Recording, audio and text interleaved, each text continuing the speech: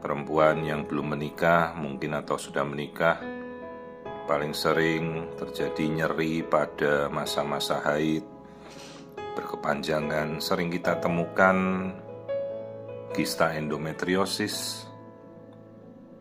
Jadi ini seorang ibu yang kebetulan juga infertilitas, belum mempunyai putra. Terus datang, ternyata baru ketahuan ada kista.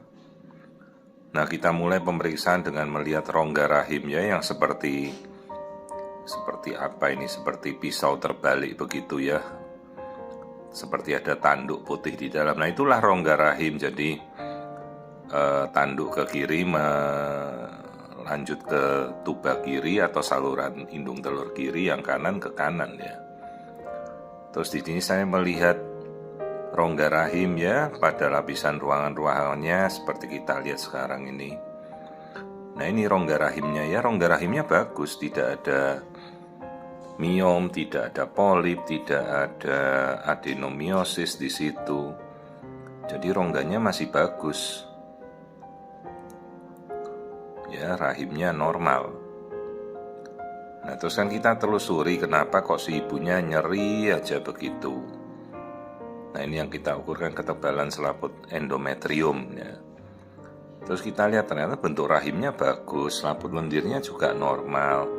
Hanya ini kan posisi rahimnya retrofleksi, jadi seorang perempuan itu bisa rahimnya antefleksi atau ke depan, kalau retro itu ke belakang. Nah, pada perempuan yang memiliki rahim retrofleksi, jadi kalau haid jangan telentang terus tidurnya, lebih baik telungkup atau banyak berdiri supaya darah haid itu mengalir keluar. Kalau telentang kan dia kalau selama haid jadi haidnya malah balik lagi ke dalam. Inilah menjadi penyebab munculnya kista endometriosis ya.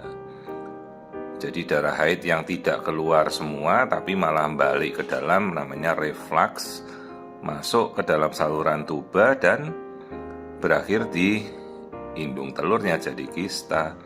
Nah, ini kita lihat aliran darah di sekeliling rahim ya, ini namanya uterine artery, kemudian dia melanjut namanya menjadi arcuata artery, sebelum nanti menuju ke rongga tengah rahim menjadi arteri spiralis.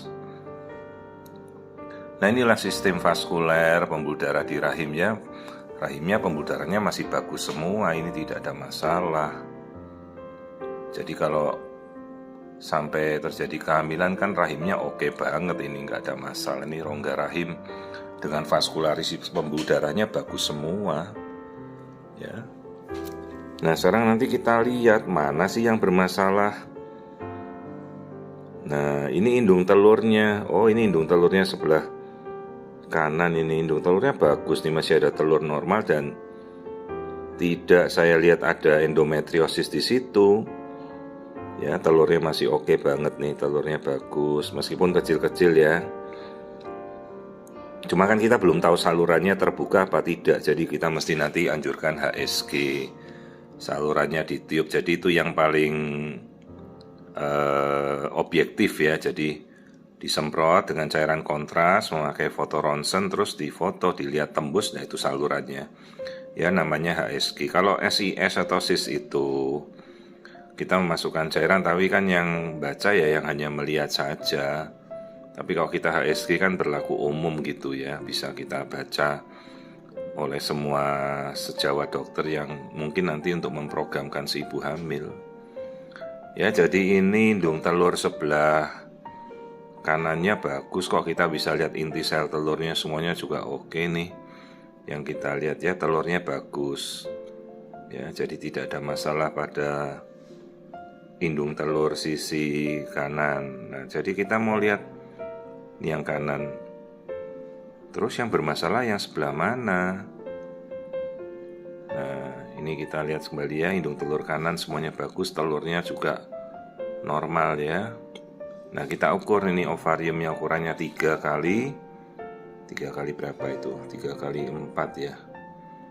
Ini ukuran ovarium yang sehat, ovarium normal. Nah, ini kista pada sisi kiri besar juga ini.